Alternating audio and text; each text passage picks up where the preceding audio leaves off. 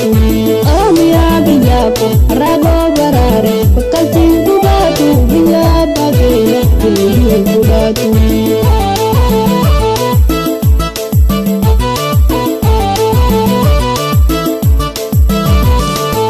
Miti biyya keenya bubalaa qabdi gartuun biyya keenya maahirri baratti.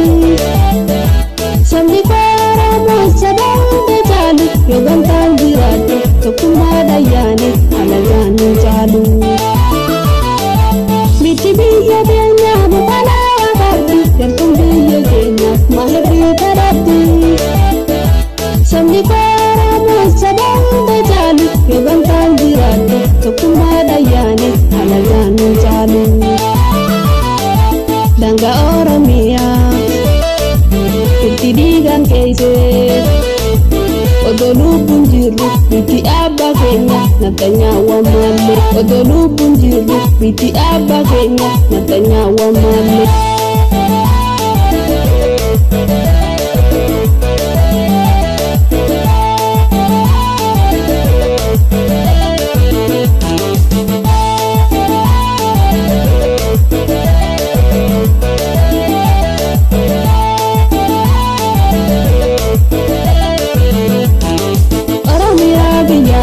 Raagoo baraare bakkaltiin gubatu. Biyya abbaa keenya biyyi gubatu.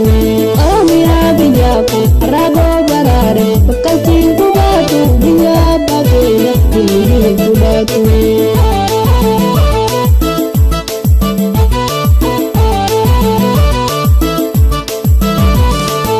Dhimmi lammii kootii osoo dhangalaayu jiraachuun koo jireenya nan taane.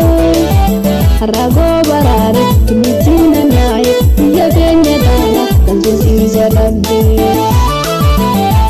Handhuura Oromiyaa magaalaa Finfinnee biyyi jajjadhamne lubbulaa gonfamne. Arraasitti jirra waan irraan dhabbanne. Arraasitti jirra waan irraan dhabbanne.